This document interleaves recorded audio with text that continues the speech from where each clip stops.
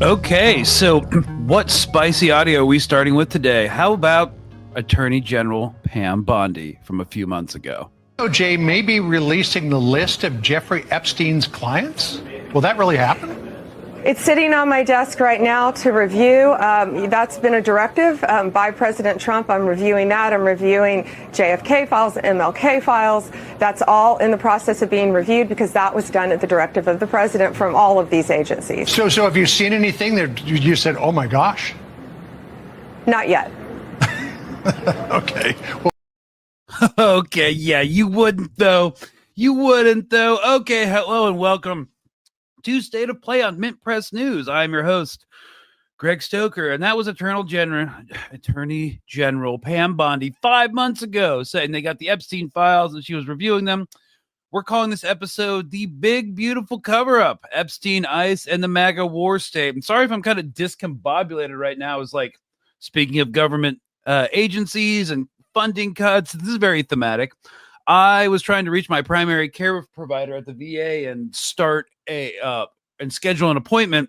Spent 2.5 hours on the phone just now. An hour and a half on the phone. Transferred 7 times. Transferred from Temple VA back to the Temple VA when I was trying to get to the Austin VA to schedule an appointment. And then I was just like, you know what? I have a theory. They're just trying to get us all to kill ourselves so they don't actually have to cut funding to veterans benefits if there's no veterans left. Thanks, Texas VA. Go F yourself.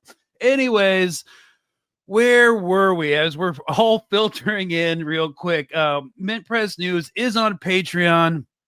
So, like, if you're picking up what we're putting down and you're trying to, like, support us or whatever, that's great. You know what? We're just glad you're here. So if you want to like, share, subscribe, engage with the stuff, it pushes it further out into the algorithm. So, yeah, we're going to be talking about some stuff today on the home front, and we're going to be talking about Gaza and the Iran situation. I wanted to get into the BRICS summit today, but there's just not enough time, and we don't have enough bandwidth for that at the moment. So, yes, we are talking about the Epstein list, and we're putting it to bed because it was a psyop.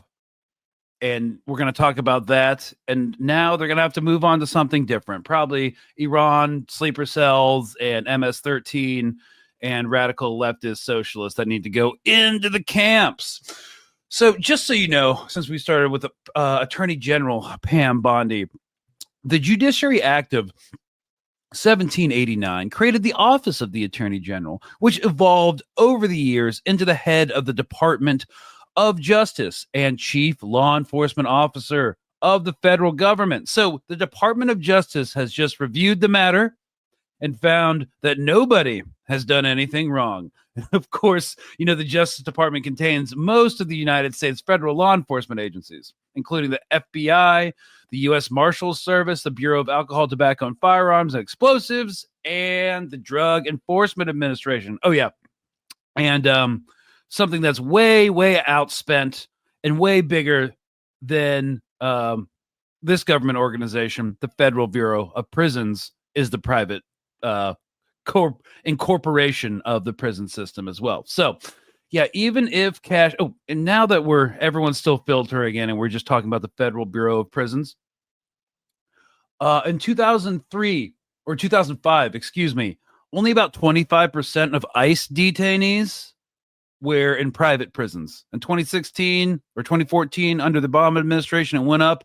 In 2018, it was like 80%. And then in 2023, under Biden, it was 90% of all ICE detainees are in private prisons. And we're going to talk about how, you know, over the next 10 years that because there's less crime in America and less long-term sentences, that a lot of these prison populations would decrease by sometimes up to like 50%. And that's not good. The prison system is a for-profit industry, so we need more bodies in prison. All right. So, yeah. Anyways, more on that later. Even if Kash Patel the Trump loyalist director of the FBI, wanted to release whatever is in the Epstein files, he'd have to end run former Qatar lobbyist AG Pam Bondi to do so. Of course, no one is going to break ranks at this point. Then this all comes as Israeli Prime Minister Benjamin Netanyahu conducts Gaza ceasefire talks with President Trump as of the time of this recording, something his right-wing ministers do not want. And putting that aside for a moment, do you remember when the DOJ released the first pages of the Epstein files to a bunch of MAGA loyalists, TikTok influencers, and Twitter influencers in that absurd PR photo op? There was like libs of TikTok, one of those people, one of those guys, and he has like millions of followers. But yeah, just a news flash. Where did this propaganda go? Justice Department has yet to release the documents to the general public, leaving many to question what exactly was in the binders. Among those seen holding the binders were prominent right-wing figures, including Rogan O'Handley, Mike Cernovich, Jack Posobiec, and Kaya Rakik, also known as libs of TikTok. What you're going to see, hopefully tomorrow, is a lot of flight logs, a lot of names, a lot of information. But it's pretty sick what that man did. The decision to grant certain influencers access before the public has sparked backlash across the political spectrum. Republican Representative Anna Paulina Luna, a leading voice in pushing for the release of the files, expressed frustration over the process. The public reaction to the influencers receiving the files was also mixed on social media. Both right and left-wing activists were outraged by the selective release. Epstein's crimes and connections to high-profile pictures have remained a topic of intense public interest for years. His relationships with royals, presidents, and billionaires have fueled speculation about the extent of his network and potential cover-ups. Despite the DOJ's promises of transparency, the handling of these latest document releases has fueled even more skepticism. Well, what happened to that whole stunt? I mean, and look, an Axios article published yesterday highlights the main points of this ongoing contention. So the intrigue here, and also to jog your memory, is when Elon Musk had a falling out with Trump last month. Musk accused the president of being, quote, in the Epstein files, right? And now that we're talking about Trump, let's get some Trump B-roll going just for visual interest. Not that you guys want, that you guys want to look at him, but we gotta play something, right? So Trump posted on social media a statement from the former Epstein lawyer David Schoen saying that Trump wasn't implicated in any crime. Schoen had also represented Trump in his first impeachment trial. Musk later deleted his accusation on other posts on X, saying he, quote, went too far. Maybe it has something to do with his tanking stock prices. But anyways, still, the questions about whether Trump name is in the government's Epstein files has persisted because they had been acquaintances who attended the same parties in the 1990s, and there's footage with them, there's pictures. In 2017, in an interview with Michael Wolff, Epstein even claimed that at one point he was Trump's closest friend. Trump, however, said in 2019 that he was not a fan of Epstein and hadn't spoken to him for 15 years. Of course, we're still waiting on the fact checks on that to come through. He also said he had barred Epstein from his golf resorts in the early 2000s. Democrats, meanwhile, have demanded to know more about the Epstein-Trump relationship. So, naturally, what's next? The DOJ and FBI say in the memo that no further disclosure of Epstein-related material would be appropriate or warranted. That was the quote from the memo they released. No further information would be appropriate or warranted. Got to ask the question why. We know the question why. The memo says much of the material relates to child sexual abuse, details of Epstein's victims, and information that would expose innocent individuals to allegations of wrongdoing. Okay, so to break this down, we've got they can't release the files because it relates to child sex abuse. The details of the victims, which you don't necessarily have to reveal unless, well, and information that would expose innocent individuals to allegations of wrongdoing. So if you're in the Epstein files and you're innocent, you were one of the trafficked. And now, so they're coming from this position where, we don't want to expose the innocent people to harm, not the people from the circles that Epstein ran with who were most likely implicated here. So obviously a certain class of people that was mentioned in the video explainer earlier, celebrities, politicians, royalty, etc., all part of the transnational neoliberal elite. So through this review, we found no basis to revisit the disclosure of those materials and will not prevent the release of will not permit the release of child pornography, the memo says. So you don't release the freaking pictures or the videos. This entire thing is absurd. In the end, but here's the main crux of the thing. In the end, whether or not Trump is in the Epstein files, the performative effect is the same. Whether or not they even exist at all as a Mossad operation to entrap U.S. officials, and they never intended on releasing them in the first place, right? The performative effect is the same. The Epstein files were never about justice and definitely not about transparency. They were a lure for the drain the swamp conservatives, and intentionally crafted PSYOP born out of multiple movements, including QAnon, to radicalize a dissolution, overly online generation, nudging them toward MAGA as the only faction to fight the child trafficking elite. And it worked. Because now Trump's own DOJ quietly admits no Epstein client list, no blackmail operation, no murder, just suicide, case closed. So what's all the outrage for? To get folks to vote Republican. That's what this was. And to feel like they were fighting the system composed of ancient CIA crypt keepers and FBI officers, career bureaucrats, and pedophilic establishment Democrats, i.e. the deep state, while doing it. And it was an information operation that mobilized and weaponized disgust, redirected rage, and marketed rebellion with an electoral purpose. They thought that they were exposing the deep state. Instead, they helped perpetuate it, right? Really, the deep state is just end-stage capitalism, which is collapsing. But, we'll put theory aside for a bit and just talk about the performative effects. So, what were they? What you are seeing throughout our governmental establishment can be analyzed as a corporate pillaging, getting in while the getting's good and keeping it going as long as possible. Now that the Epstein narrative has served its purpose, they'll find something else, likely what? We're already seeing it, right? Like Iranian sleeper cell terrorists to conflate with criminal migrants to justify turning ICE into the third largest military in the world, all while using taxpayer dollars to make private prison contractors and defense contractors like Palantir and its shadowy co-founder Peter Thiel monstrously rich, or more monstrously rich, and increasingly powerful.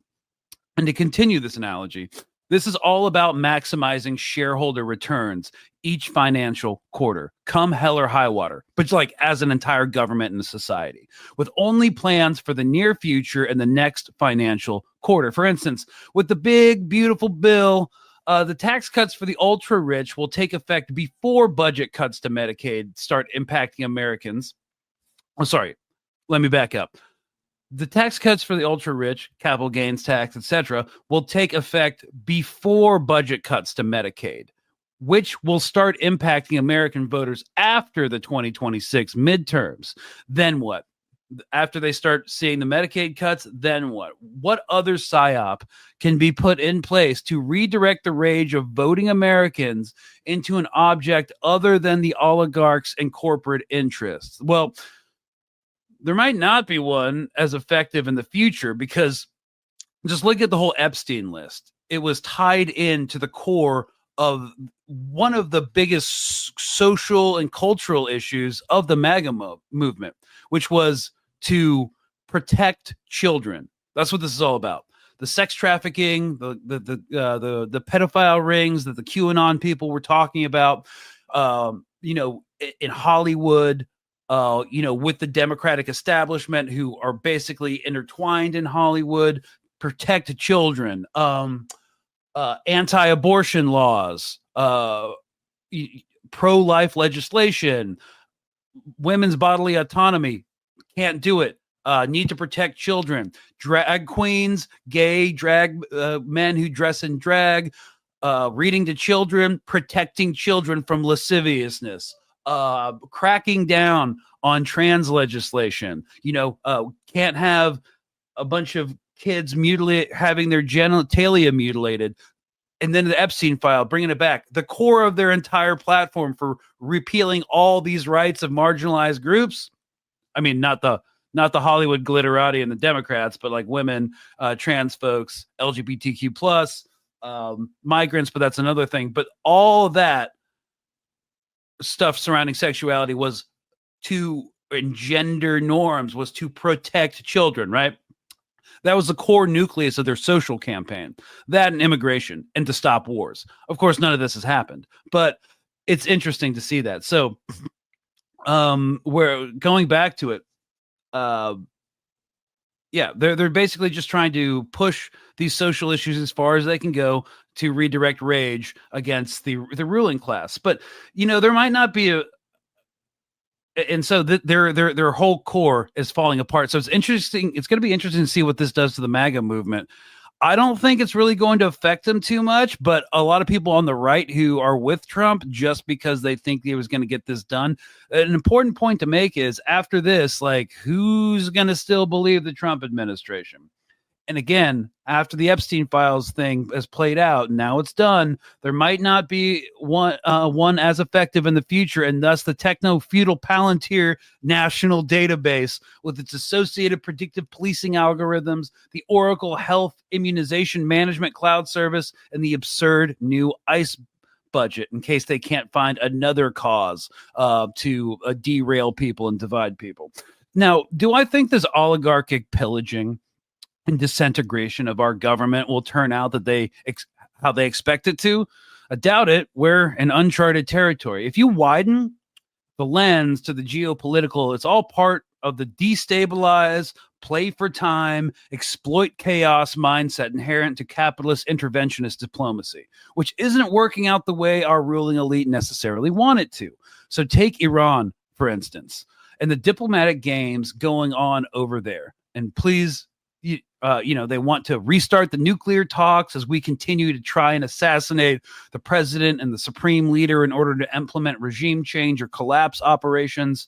Play for time with the next round of Gaza ceasefire talks in order to give political cover to Israel and the joint project to turn the enclave into the Trump Riviera. And if we keep stringing this out, maybe an opportunity to deal with probably less than 2 million Palestinians will present itself. And the bottom line is they aren't in as much control as they like to appear. And this past weekend with the Texas floods and the PR front ain't looking too great. Here's Kash Patel before he went into the administration. He's the current director of the FBI. Why is the FBI protecting the greatest pederast? Simple, because of who's on that list. We have flight logs, we have information, names that will come out. Is it going to be shocking? I don't see how it's not shocking. There were so many individuals that were hidden, kept secret, and not been held accountable. Let's talk about the reverse. I believe in accountability. And I really believe that now with Kash and Pam, there will be accountability. It wasn't Kash Patel all about the FBI and show corrupt? Well, now you are leading the FBI. Yeah, so what right. now? Why do you...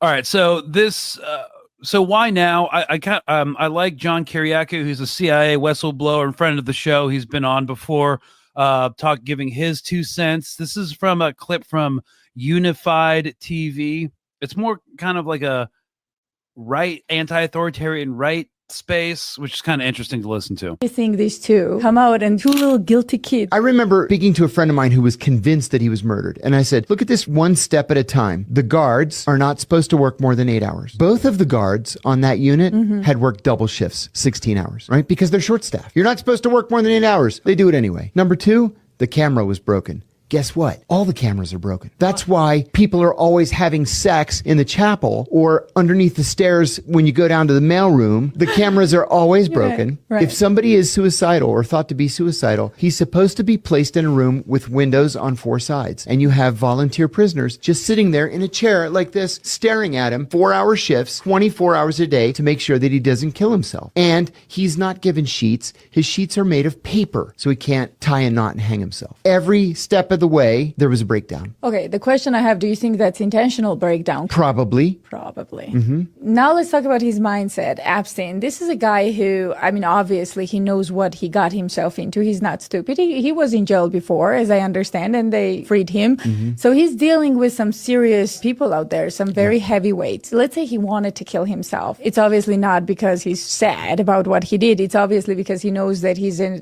walking information hazard. First of all, do you think a psychopath like him or sociopath like him, you gotta be, would even attempt that? Oh, yeah. And I think, especially for a sociopath, it would be a rather easy decision. Yeah, it would be devoid of emotion. He would consider just the practicalities. He was, 60 years old? Almost 60 years old. He's looking at probably second offense, probably 25, 27 years. Pedophiles are not eligible to go to minimum security work camps. He's going to be in prison for the rest of his days. Right. And so it's better to be dead. I don't know unless I look at certain videos or evidence, and so far they produced absolutely nothing. That's the question mark for me. Okay, he killed himself. Great, show us. Show us what you have. What's the deal? Yeah, what's the big secret? Just lay out the evidence. Exactly, and everyone lay will out the shut evidence, up. and everybody's going to walk away. Right? Yeah, But they won't. No, and actually, I think MAGA world is just going to walk away because they've had to reconcile a lot of things since Trump took office. They've had the evidence, and they're not going to get the evidence from the Epstein files, but they have the evidence for a lot of stuff. Trump said, I was going to end the war in Ukraine. That's not going to end anytime soon. That's going to end as a frozen conflict, most likely with a demilitarized zone, reminiscent of the 40th parallel. Sorry, I messed up the parallel, but the North-South Korea divide. That's how that's going to end. Iran, completely beholden to U.S. Israeli for long-standing foreign policy. Trump is obsessed with BRICS. Iran needs to fall. And also, it seems like there might be some leverage on him, at least as far as campaign donations from Israeli actors, Zionist actors. So that's not happening. What else? Oh, Doge was supposed to save a bunch of money. Okay, but now we're doing tax cuts for the ultra wealthy, cutting Medicaid. Oh, yes, we were going to reduce the military budget in half, but now we're expanding it above $1 trillion. I don't know. Sound off in the comments what else I'm missing that he lied about, but I'm sure it's a lot more. Now he's trying to get into trade war with all these BRICS nations and anyone who attended the BRICS summit in Brazil that's taking place right now. It just goes to show you that they'll just lockstep fall in line no matter what. He will always have a devoted base that can mentally, morally reconcile everything he does, because they've experienced, because of the cult of personality, a identity conflation where them and their god Trump are now fused into one person. So if you insult Trump or criticize Trump or question Trump, who presents such a aura of strength, if you're in that mindset, obviously it's not, they also feel like they're under attack and being attacked directly, and they need to show strength too. And the way they've been taught through Trump and their identity conflation with him is that you do ad hominem attacks, you dismiss people, you own the libs. So I'm going to do an episode tomorrow about this on my own platform, but I don't think it's really going to fracture MAGA all that much. You're going to have some bleed off, but I could be wrong, and I hope it's wrong. But there's a whole ideological realignment happening right now across the left-right political spectrum here in America. You have Tucker Carlson, who made his money off race baiting and persecuting the most marginalized people in the country, who's now coming out as an anti-war, America first, patriotic guy who's interviewing President Pezeshkian of Iran. And then Marjorie Taylor Greene's getting on and agreeing with them, but she also says a bunch of horrible stuff too. But the typical ideological lines are shifting, and now what you're seeing is because the Democratic Party refuses to do anything, absolutely refuses to do anything. They are catching a lot of heat from their base. Hakeem Jeffries goes on this weekend this past Friday before Congress closes session and yaps for 9 hours so that they could send me a fundraising text asking me for $5. So that's the state of politics right now. I think most people are getting completely fed up with their institutions. And so where are we going next? And one thing I did want to say about this, also this morning, like my producer wrote this note, another thing to consider in this episode, he writes, there's a kind of triad of cases here that are basically going ignored, hidden, whatever. Depending on the direction of the show, we could tie this into P. Diddy, being only guilty of like 3 out of the 9 charges, but not sex trafficking, despite the evidence. Sorry, I keep hitting my camera. And how the bourgeoisie, ruling class elites, can literally get away with anything. And let's not forget, Trump also was charged with all those sexual assault allegations. I forget what specifically happened with that, but wasn't he in jail? Yeah, it was not just like sexual assault allegations. It was like paying hush money to Stormy Daniels, the porn star that he was involved with. And then the obvious connection between Trump and Epstein. Look, it looks like a lot of the glitterati, both on the left, right, celebrity, political, business sector, are like all tied up with these like high profile sex trafficking cases. Just pointing that out, guys. And this has been a long-standing allegation, but one of the main problems is that even if this isn't happening, even if these are all conspiracies, which is a tough sell at this point, but even if they all are, like one of the main messaging problems or information operations problems that we're having right now is that people still believe it's only the Democrats and only the people in Hollywood that are mixed up in these kind of things. That's insane. This is why people on in MAGA world think that they're like closer and more politically and ideological aligned with billionaires and stuff. And it's like, yeah, no, you're not a capitalist, man. You're a consumer in false class consciousness with billionaires who don't have a left-right position. They do whatever they want. Peter Thiel, Alex Carr, Mark Zuckerberg, they all used to be primarily Democratic donors, but they shifted tack to Trump when they thought they could get more out of him. Donald Trump himself was a avowed Democrat. He was a New York liberal for a very long time, but he shifted. He wanted to get more populism, more populist, and break out of the Democratic Party mold, which is fine. But it goes to show you that all these people within all these transnational security and political circles and economic circles, well, they all hang out together. So let's just leave that there. And they all sit on the same boards and they know it's all good for themselves. So now that I just wanted to point out a couple things. Now that the Epstein list psyop is effectively played out, I mean, this drama is going to go on for a while, but it's going to lose traction. The news cycle is going to roll over and over and over again, and the Trump will still have his base. But it's effectively played out, right? And we can move on to a new narrative about Iranian sleeper cells to justify ICE crackdowns on domestic terrorism. Basically, anyone who disagrees with the administration. If you agree with the administration, you get to lose the designation. So as the war state transitions less abroad, because I do think in some ways he is a less overseas war candidate, and I always believed that. I didn't say he was an anti-war candidate. I've always said that he would increase the war on the American citizens. But yes, here we go. This is fun. A lot of you will enjoy this. Pulling this up. Oh, sorry, wrong one. Technological issues, guys. Stand by. And sorry if you're listening to the audio. You have no idea what's going on, but I'm furiously working to pull up the memo from the State Department from today. And now I'm adding it to stage. Come on, Greg. Figure it out. Here we go. All right, yes. Now that the Epstein PSYOP list PSYOP is played out, we're going to see a focus on domestic terrorism. But conversely, overseas, anyone who will kind of bend to U.S. foreign power and get on board with the regional agendas gets this. Department of State, public notice, 12762.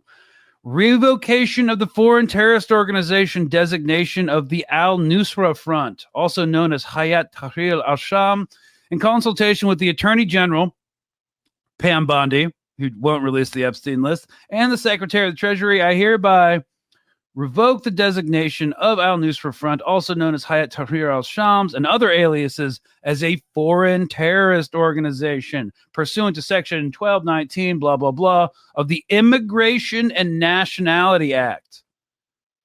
Okay, so like, if you're wow.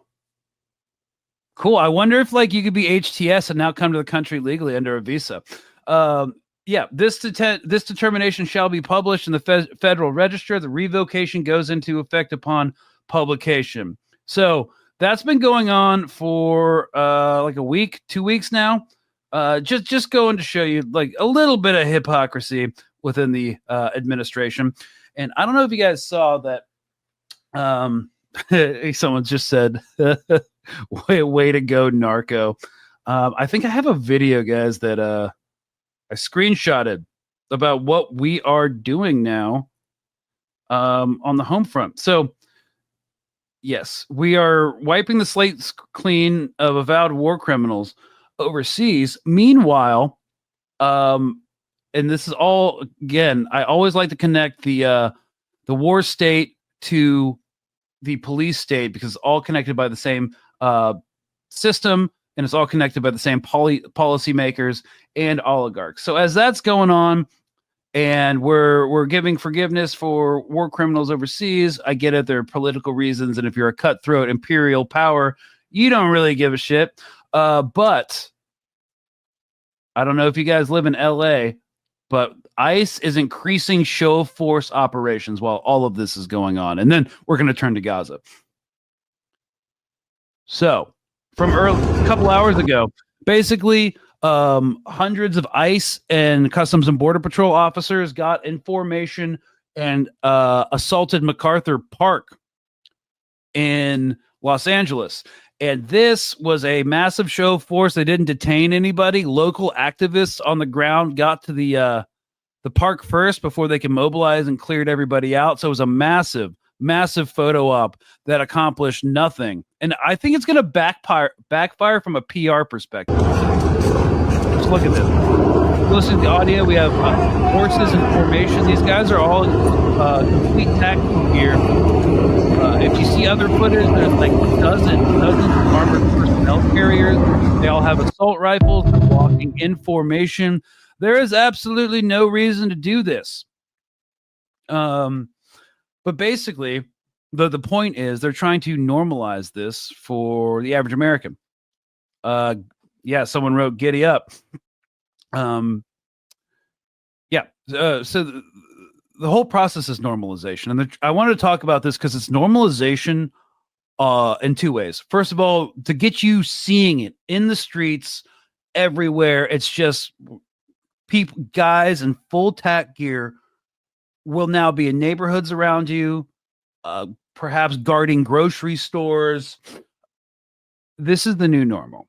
They're starting in LA. They're doing photo ops, so it gets transmitted across the country. Everybody sees it. So when it comes to you, it won't be such a shock. Another thing they're trying to normalize is these joint federal officers like ICE and Customs Border Patrol, Department of Homeland Security deployments in conjunction with National Guard and Marine support. Right? So they deployed the Marines to help out. ICE doesn't look like ICE needs a lot of help. Seems like they got a bunch of freaking tack guys in tack gear. And also to Alligator Alcatraz. So, I saw someone in the comments say they're training for the LA Olympics. Oh boy. Yeah, but yes, this normalization and this fusion of military and paramilitary forces will lead, if history at least rhymes, to the creation of, in the next few years, the future, a completely paramilitary, unaccountable Gestapo, Stasi police force that, can basically wrap up all the potential revolutionaries. So Now, what are the Democrats doing to stop this? They're basically they spent a day talking about the Epstein files and how they demanded accountability for that, but they don't want that coming out neither. So this is really interesting.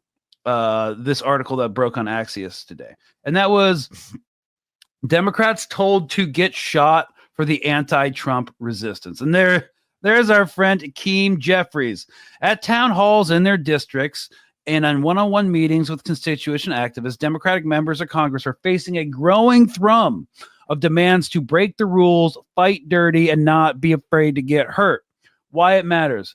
House Democrats told Axios they see a growing anger among their base, which has morphed into a disregard for American institutions, political traditions, and even the rule of law. This is something that the right got correct or started spouting off like 10 years ago under the Obama administration, because you remember their big conspiracy theory? Their big conspiracy theory was what?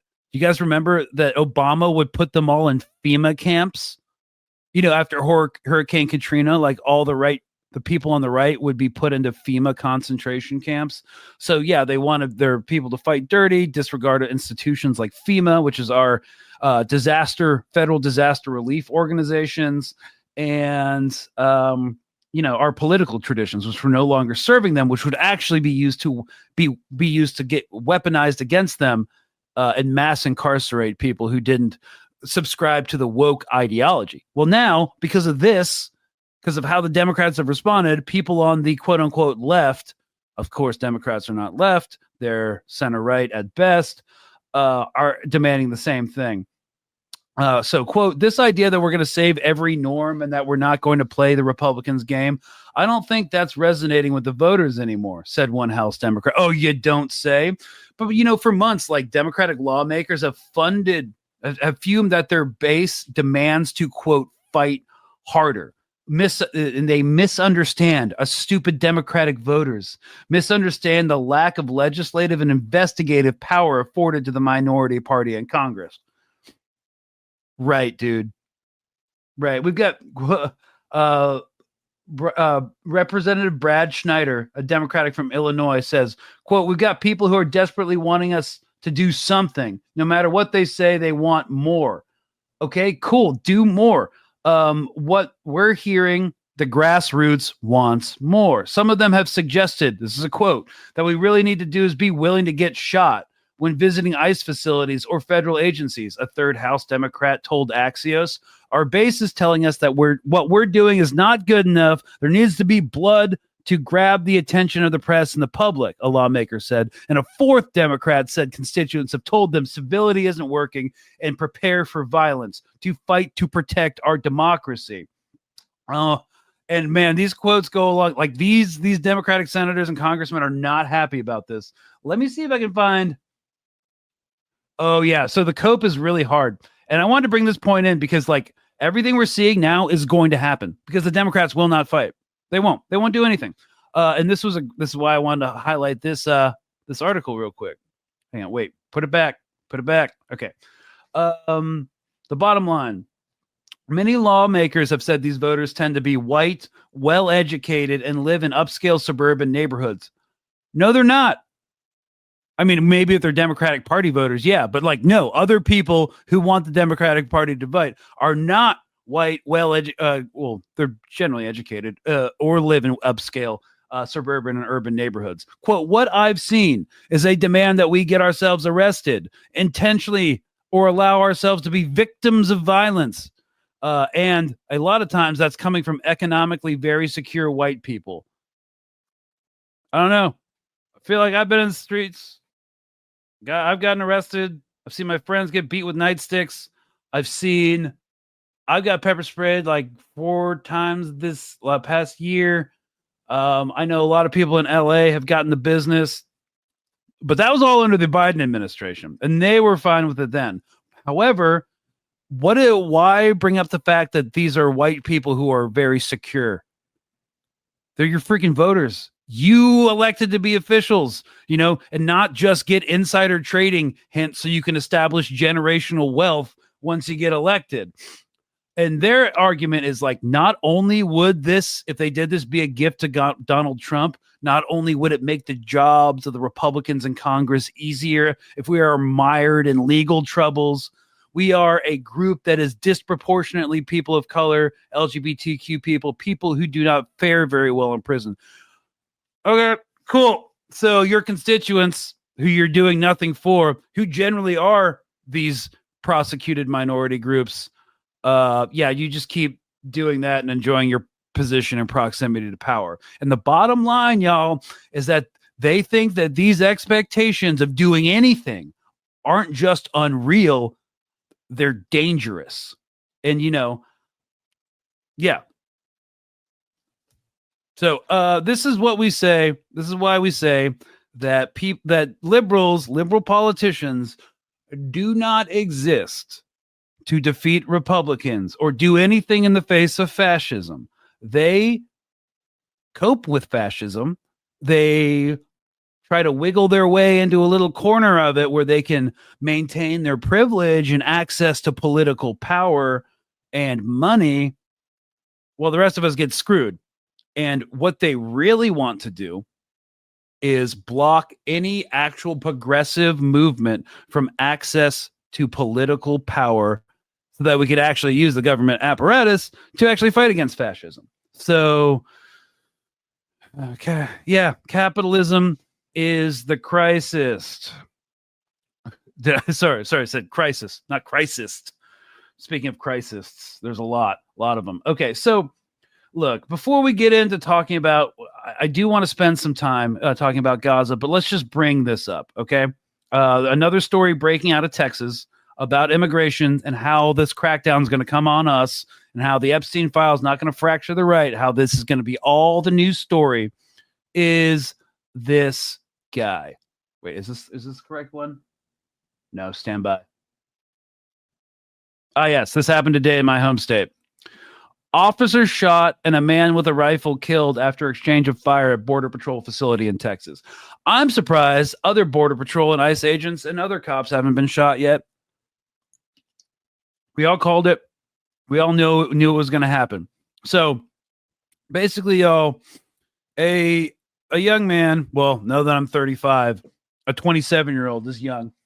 A young man with a rifle and tactical gear was killed this morning after exchanging fire with law enforcement officers at a Border Patrol facility in McAllen, Texas, injuring several. The DHS, the Department of Homeland Security, said the man opened fire at the entrance of the U.S. Border Patrol Sector Annex, and Border Patrol agents and local police helped neutralize the shooter. They're still trying to figure out who he is. He was loaded for bear, the chief said, adding that another rifle and other assaultive weapons were found in the suspect's car. The guy's name was, Ryan Luis. Ryan Luis. Okay, yeah. So during the shooting, one officer with the McAllen police was struck by a round. He got hit in the knee. He's going to be fine. Basically, the FBI is now leading an investigation. There's not enough known at this time. Scrolling down, Deputy Attorney General Todd Blanche mentioned the two incidents on Saturday, because there was also attacks on DHS facilities this past Saturday in Texas, said on X that the Department of Justice has zero tolerance for assaults on federal officers or property. Apropos of nothing, I am not going to endorse any of this, but the people who were hiding Anne Frank were hiding a dangerous criminal and enemy of the state, and therefore they were the enemy of the state. And the people who arrested Anne Frank and the people who are harboring Anne Frank were hero Gestapo patriots defending their country from an existential threat. Just saying. Not endorsing anything, but that's how it went down, and that's how the thinking was at the time. And so that's fun. They're going to use this as a further excuse to crack down, and we can see more violence. And you know that life that your boomer parents told you you're going to get if you just worked hard and go to college and, kept your credit score, which was probably the biggest grift of all time. Credit scores didn't exist until 1989. Anyways, that's not on topic. But keep your credit score great. You're going to be fine. Kids will be fine. Yeah, it's not fucking happening, y'all. So strap in. It's only going to get worse. So, oh, someone's like, wow, blame the previous generation. How original. Listen, Mima. We are blaming the previous generation because you guys were massive champions of capitalism. You guys systematically destroyed any social movements that wanted a better, more equitable world. I'm not talking about all of you, but a lot of you. And you know what? It's not even your fault. That's just capitalism, baby. But thanks for chiming in. Yeah. Someone says, Greg actually looks rather worried. I'm not surprised. Yeah. Yeah, I don't have a credit score. Good for you. Don't even play into the system. Someone says, I need worse before it gets worse merch. I know that's some great way to cope with it. But yeah, so expect more militarization. Now we're privatizing the prison system. We're going to be privatizing a lot of these ICE operations by deputizing people using bounty hunters and bail bondsmen to wrap up people with like headhunter contracts, like $3,000 a head once you bring in a brown looking person and he turns out to be an illegal person. Yeah. So this is kind of what we're looking at right now.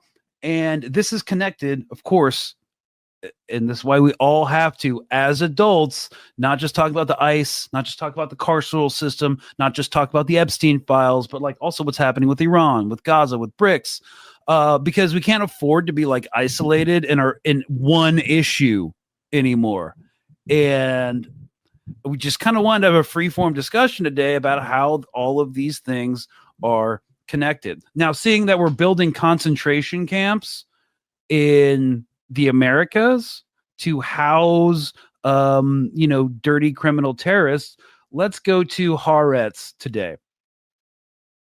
Because there was a pretty good article. Here we go.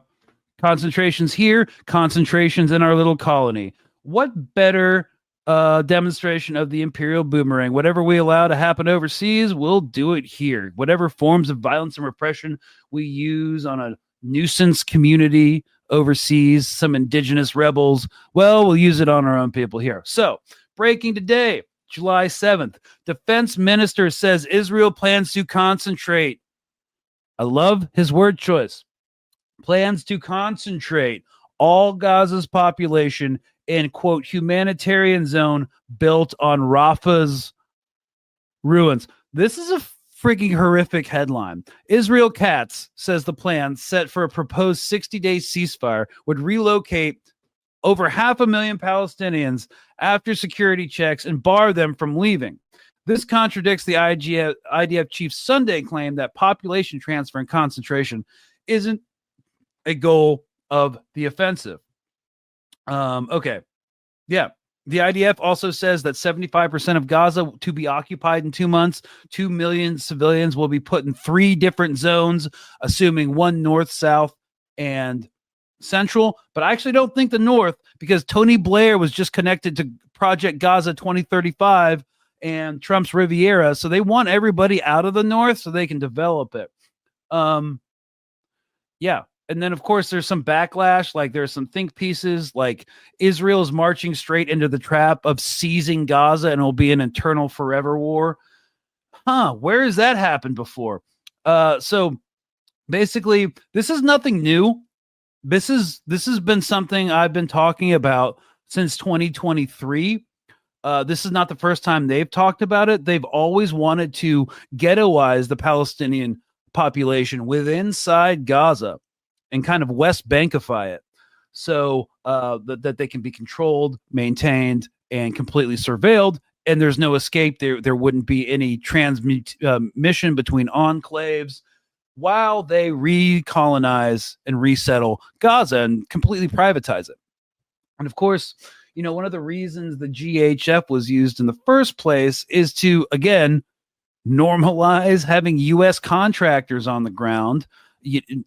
So for an eventual push to use U.S. contractors, U.S. and Israeli defense companies, which they would take our public tax dollars to do this, wash it out of the public sector into the private, and make a lot of money. And what would be interesting to see is if groups like Geo Group or Civic or like all these different corporations that are building the alligator Alcatrazes and all these ICE detention centers are, or their subsidiaries are involved in these quote unquote humanitarian operations in the Gaza Strip. They always are.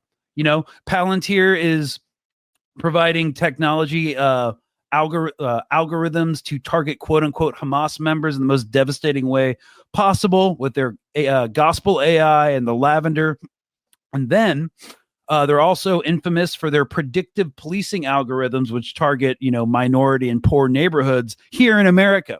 So, yes, all connected. Here we go. Guys, if you have any comments, I'm going to start looking at them now. Okay. Someone says, F you and your sensationalism coverage. Keep your eyes on Gaza and West Bank, Free Palestine, and the rest of all imperialists.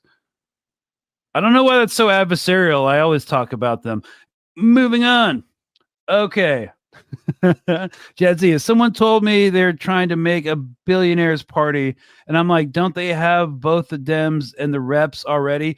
Actually, Elon Musk is crashing out trying to make an America party that is supposed to compete with MAGA.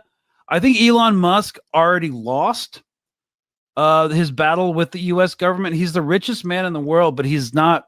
The reason he was the public face of the oligarchs is because he's a freaking joke. He's on freaking ketamine all the time and is not scary, like Peter Thiel or Alex Karp or Larry Ellison, who have always been in the shadows, who started their entire career using CIA venture capitalism money for Palantir, for Oracle. Like, they've been doing the same thing for decades with discipline because they have a vision they want to achieve. Elon Musk is just crashing out, losing billions of dollars, Tesla stocks tanking. He probably might get voted out by his shareholders. So, I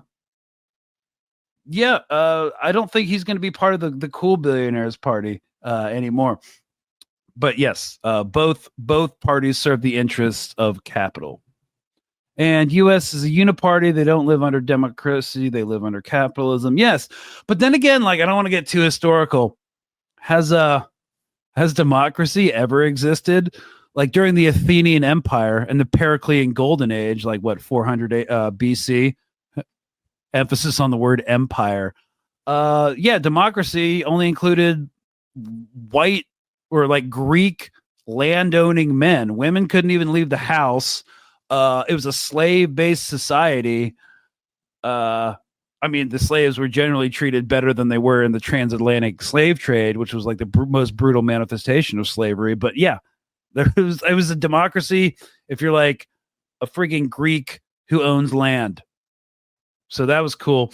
That was how our democracy was kind of built up after in a way. Also the Roman Republic. But of course, then you had to be a landowner too. But anyways, okay. These billionaires want nothing but civil war, and I'm sure the Americans will comply. Well, what I think they want more is, if you read the Dark Enlightenment literature of Curtis Yarvin, who kind of shaped their thoughts and who Peter Thiel really respects and admires, and of course, Peter Thiel bankrolled the Trump campaign. He co-founded Palantir. He created J.D. Vance as a political operator. They kind of want like these kind of anarcho-capitalist, techno-feudal city-states that they all get to like rule over and then become transhumans and then like go into space and walk in hard vacuum. And it's literally insane. So, I mean, the civil war, they'll be fine. I think Gaza proved liberals will sacrifice the liberty of others for their own safety, whereas leftists will sacrifice their own safety for the liberty of others. Yes, if they're not too busy starting a book club or fighting amongst themselves and like calling anarchists liberals, and then the anarchists call the Marxist Leninists red fascists, and then it all descends into infighting. So let's just kill each other after all this is over, guys.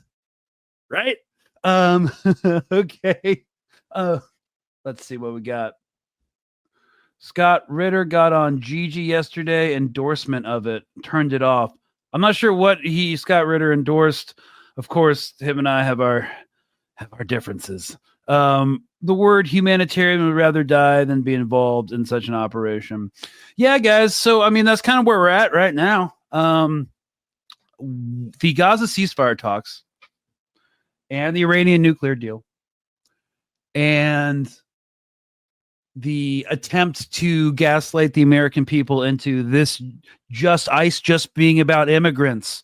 It's all part of the same textbook and gameplay, which is to basically put a narrative together, repeat it so many times, and then lie about it, shift the goalposts just to make it to the next yard line, the next play, the next financial quarter. So Gaza ceasefire talks are basically political cover for the Trump administration, giving Israel time to construct these humanitarian safe zones from which they can forcefully emigrate people or just make them completely disappear. The Iranian ceasefire talks are just keeping the negotiations going while the U.S. continues to try to implement regime change or regime collapse operations and assassinate the supreme leader and the president of Iran. The ICE stuff is basically trying to get consent and move the Overton window further and further right all the time so that his support base will kind of accept that it's just about immigrants. And oh no, it's about like also dangerous political activists who were naturalized citizens, but now because they're no longer American anymore, they need to be denaturalized and deported. And then it's going to be for political dissidents, like everybody watching this live stream for the concentration camps. But at least, hey guys, your bunkmate's going to be cool. So that's fun, at least. Yeah. I kind of wish I could end on like a positive note. Let me say this. I don't think it's going to work. I don't know how it's not, but like, they're really rushing and they're kind of flying by the seat of their pants. And when we talk about the Iran stuff and the Israel, Palestine stuff, and even the ICE stuff, these policies and these political stunts and gambits are being done by the same cabal of old ass boomers who told us we'd be in and out of the Iraq war and that Afghanistan was going to be a victory. And that all these things were great. And all these adventures that didn't work out, they failed. But they did accomplish their goal, which was to make money. America doesn't fight wars to win them. It fights wars because it's the most avowed capitalist entity that's ever existed. And it makes money.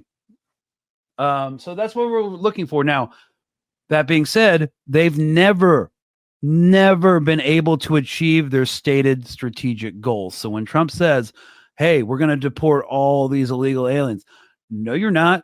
Hey, we're going to depopulate the Gaza Strip and annex the West Bank. When have you ever achieved your goals? You're going to implement regime change in Iran. Okay. I would be more bleak about the prospects if any of this worked ever, which it hasn't. So, guys, we're going to be doing a Thursday episode, probably on like the BRICS summit and what that means globally. And there's a lot of stuff to talk about today. I just kind of wanted to jump around and hit all these different subjects and kind of in a more colloquial, informal way, just kind of ruminate on how these things are all connected. I know some people, like 100 people have just joined, like when in the past 3 minutes. I'm sorry, y'all.